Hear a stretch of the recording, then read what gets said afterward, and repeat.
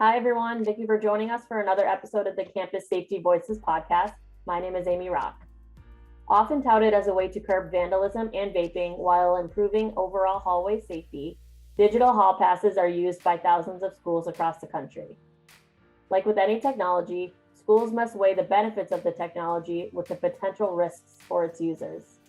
I spoke with Cobun Zweifel-Keegan, Managing Director of the International Association of Privacy Professionals, about what schools should consider when implementing these technologies and questions they should ask solutions providers about their products to ensure student privacy is upheld. Here's our discussion. Be sure to subscribe to Campus Safety's YouTube channel and like or leave a comment on our videos. Or subscribe to our Campus Safety Voices podcast on Apple and Spotify and leave a review.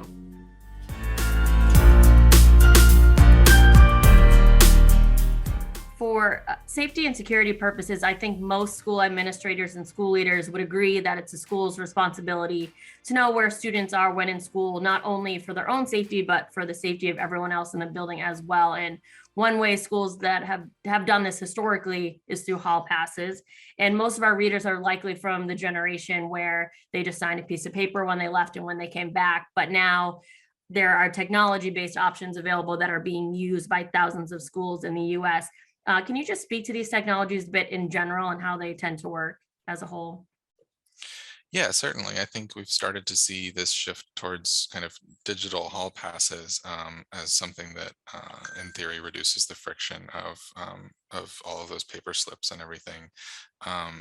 It I think there's a spectrum of what these technologies look like. I think you can imagine a world where they are, where it functions almost like the Marauders map from Harry Potter, where you kind of have little dots walking around the school and you can see where everyone is at any given time.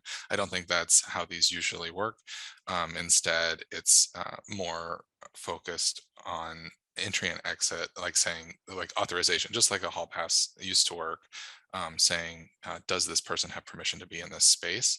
I think you could also engineer it so that they are tied to access. Like if you secured every room, you could give people fobs that would only let them in if they had a hall pass. I don't think that's how it's working either. I think it's more focused usually on just receiving the proper authorization from a teacher. The student submits a request on the platform, teacher approves it, and then they have access to go into whichever space that they requested, whether that's a bathroom or the water fountain or the hallway, or to a different class for some other purpose. So that seems to be how these have been built out. Okay, and it's schools that are choosing these solutions. What are, in your experience or people that you've spoken to, what are they saying are the main benefits of this from a safety and security perspective, or what are the solutions providers saying are its main benefits? Yeah, I think schools and providers are really focused on efficiency and security in looking at these solutions. I think schools are often persuaded by this argument that the kind of a uniform digital dashboard is simpler for teachers and for students to use than a paper-based system. In theory, it means maybe not interrupting class as much because you're, rather than having to literally interrupt the teacher and get a piece of paper signed, maybe the teacher can kind of seamlessly use their iPad and authorize the transaction during the course of their teaching. But it sounds like there's kind of mixed experiences from students and teachers as to how effective, like how much of a friction reducer that is. It kind of depends on what people are used to and how they're able to incorporate this new modality into their daily lives. I think you also, of course, there's more security, more accountability in a system like this. I think with paper, something that schools point to is that with paper records, you had you don't necessarily have any central system, right? Teachers are creating these records independently, and so it may be difficult to track in a school where students aren't in a single room all day. It would be difficult to track how many times a student, like if students are quote unquote abusing the privilege of being able to go out of the classroom, if there's kind of what they seem to refer to as frequent flyers, if those people are, it might be harder to identify those folks. And then of course it'd be harder to identify when vandalism and things like that happen. It's harder to kind of track down exactly who was outside. It takes a little bit more legwork from the administrators than if it's already inside a centralized dashboard. Mhm. Yeah, when you mentioned vandalism, it made me think that it must be used as a force multiplier in a lot of situations for schools investigating crime or anything like that. So just another layer to school safety and security. But obviously, with that becomes privacy implications. What are some privacy implications, excuse me, that surround these types of technologies, and how might that impact schools and students? Yeah, so I think it's important to kind of, as with anything in digital privacy, it's important to kind of think about first principles and compare the benefits you're getting from a technology like this with some of the risks and potential harms to individuals. I think looking at some of these vendors, it seems like a lot of them are definitely on the up and up when it comes to their data privacy practices. They seem to have been, they claim to be compliant with FERPA. They claim to be certified to have committed to some of the self-regulatory rules like the student privacy pledge, which kind of promises that, like, one of the things that means is that they're not taking information and selling it off to third parties, not using it for advertising purposes, things like that. So those kinds of risks are always out there with any technology, that data will be misused or won't be properly secured. But making sure that you're vetting companies properly, that they're making those public commitments so that they could then be enforceable by the U.S. government. That's an important first step.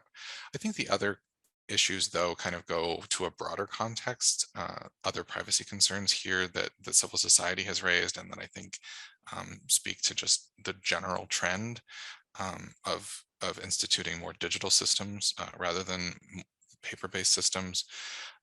One concern is that it sort of normalizes surveillance for students. I think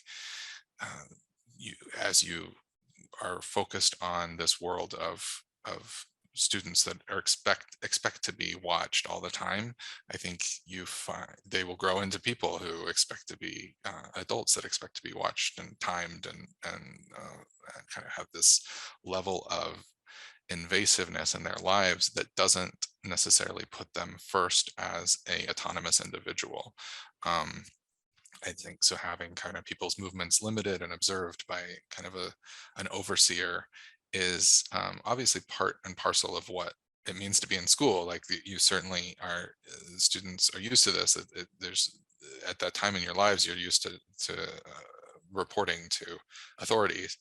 But I think there's I just think the school districts should be really mindful of this and ask themselves whether that's kind of the world they want to build, whether there are other available alternatives that might solve the same problems that they're looking for without kind of creating this sense of being watched all of the time and always, and like having every minute tracked and monitored.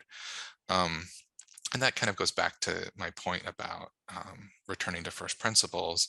One core tenet of data privacy is autonomy.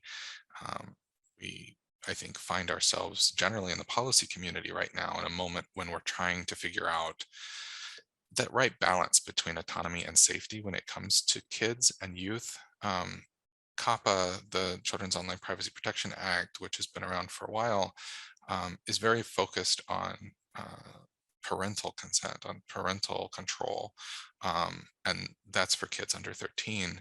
But we're starting to see this, some newer laws like the Age Appropriate Design Code in California that are more focused on empowering young people to make decisions around their own data privacy, and kind of having that on some sort of sliding scale where as you get to a certain age, maybe it does make sense to empower people over their own data. FERPA has always been focused, when you are a student, your parents have authority over you, and then as you graduate, you can exercise rights over that data. But I wonder if if it's going to be getting a little bit more complicated with these additional rules coming into play at the state level and possibly at the federal level. Similar rules have been proposed here. So I think it's just good to kind of consider that balance as you're building out this kind of digital infrastructure. And yeah, I think administrators should ask themselves whether they are helping to create the next generation of kind of empowered digital citizens, or creating more of a system that is more disempowering. Yeah, that's what's so hard about trying to find that balance, is no matter where you try and draw the line or make it balance out, like you're going to have someone that's not agreeing with you or liking how you're handling things. So I feel bad for people that have to make decisions like that, because no matter what, you're going to have someone in your face upset about how you're handling something like that. So yeah, exactly. I don't envy school administrators' jobs. There's always a lot of stakeholders' interests at stake, and there's a lot of legitimate safety concerns and major issues that they're dealing with all the time. So it's really tough. For sure. And you had mentioned FERPA in general. When it comes to student privacy and student data, what are the most common FERPA violations? Yeah, and I am a student, I am a data privacy lawyer, but I'm not focused on student privacy. So Right. I don't track FERPA violations at a granular level all the time.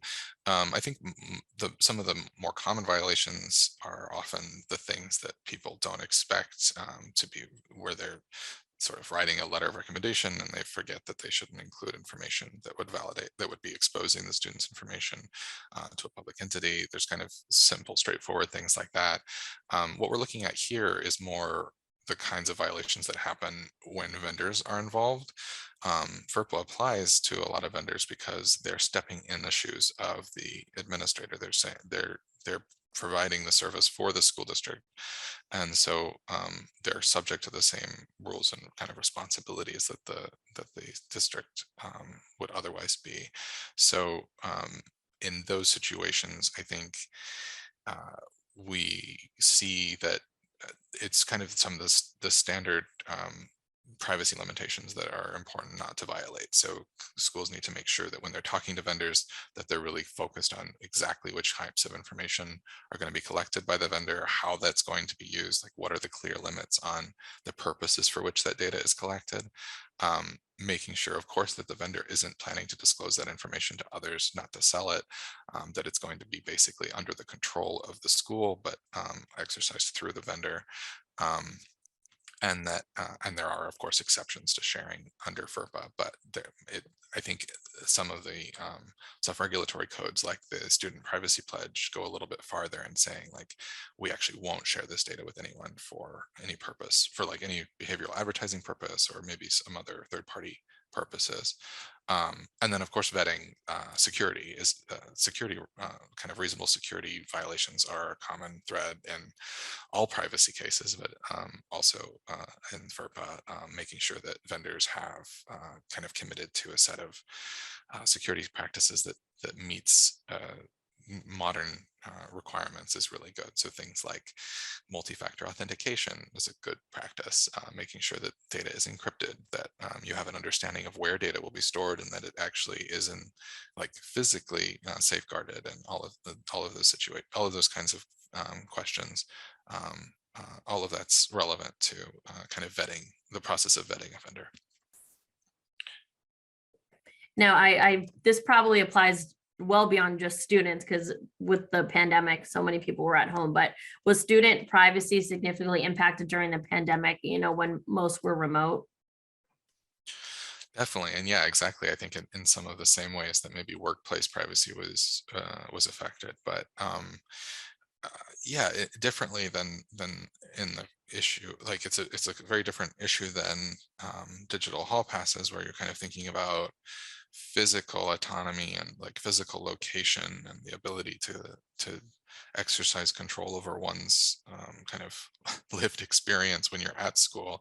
I think what we saw during the pandemic is obviously this shift towards more digital monitoring in the remote environment. So software solutions that included relatively invasive practices like video or audio monitoring, either for test taking or even things that are monitoring kind of awareness or attention during class. Things like that have become a lot more commonplace. I think that that has certainly raised a lot of privacy issues across the community. Um, I've also seen civil society raising issues around um, the kind of tangential collection of information, like um, when a student's at home, it's uh, they're not alone often, right? And so by doing any kind of monitoring, you're increasing the chances that you're going to be collecting information about others that aren't that student, and that you really don't have as much of an interest in collecting. And so you might be you might find yourself in kind of possession of data about lots of other people. And that's always kind of a red flag and a concern when you're thinking about privacy best practices, and that has kind of a disproportionate impact on people, on low-income people, people of color, folks who are more likely to live with more people in a room. It becomes even more of a concern that maybe you're surveilling kind of an entire household and not just the child's use for educational purposes. Yeah, my sister-in-law is a high school teacher, and when they were remote, they didn't require students to have their cameras on, obviously, because everyone has a different situation going on at home, and not everyone's comfortable with sharing that. That's understandable. And what you said also made me think of, we've covered social media and how, like TikTok or whatever, there's young kids that are on it and they don't realize, but there's like self-identifiable stuff, like in their room that has their name or where they live, and it just creates another a dangerous layer of giving away information that could harm them. Yeah, and so it's hard to navigate, right? Like I'm sure every teacher, every district has approached this in their own ways and tried to figure out ways that kind of balance those interests. I think sometimes it's great to know what the technical tools are available that are kind of privacy preserving. Like Zoom lets you blur your background or not have your camera on at all. Like making sure that those are the defaults and that those technologies are implemented in a way that is as privacy preserving as possible, is a good practice. And for schools considering a solution, to help them better track students when they leave the classroom, what should they consider when implementing these technologies, and what data protection information should they seek out from the platform to ensure student privacy is upheld? Yeah, I think the most important thing really to consider is whether the platform commits to using data that it collects only for the purposes of serving the school and improving the product that it's providing. I think if a vendor can't make that commitment, it's a big red flag, and that you need to make sure that you're vetting very closely the purposes to which they're using information. I think another theme that we're seeing from regulators right now is a focus on data minimization, on this idea that make sure that you're only collecting information that is appropriate, that is needed for the purposes for which that you need it for. So in this context, yeah, what does this vendor really need? I think at a minimum, from if you're thinking of the minimum viable product here, for a hall pass, they might need to know the student's name, their student ID number, or maybe some proxy for the student ID number. And then that I actually don't know beyond that, except they're going to be through the process of allowing students in and out of classrooms and stuff. They'll have this over time behavioral information that they'll have to collect, and then the school will be able to use that information about the students' habits and behaviors, but making sure that that beyond that, that you're kind of checking up and asking that question, like, does this additional piece of information actually add value to the service?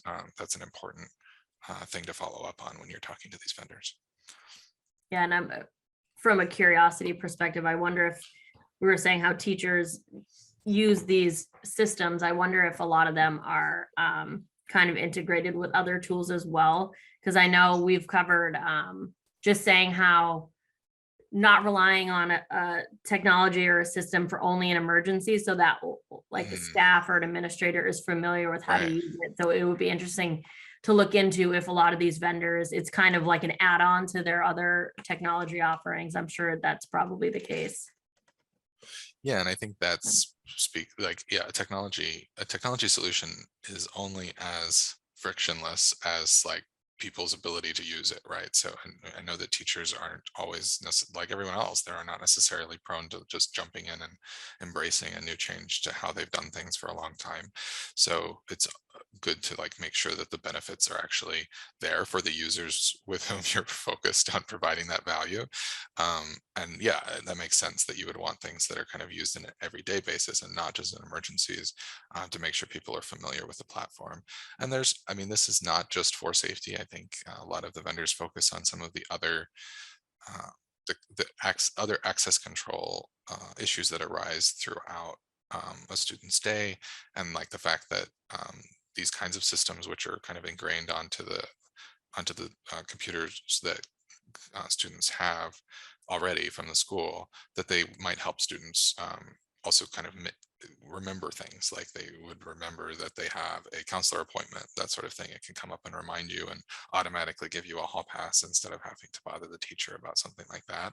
So that kind of thing, I think there's certainly efficiencies there. And but yeah, it's really good to, as with any digital technology, it's really good to focus in on the user experience and the kind of the design, and think about how are we empowering users and making it actually serve the needs that they have, and that will really help adoption, and make sure that people don't feel like it's something that's as invasive as it could be.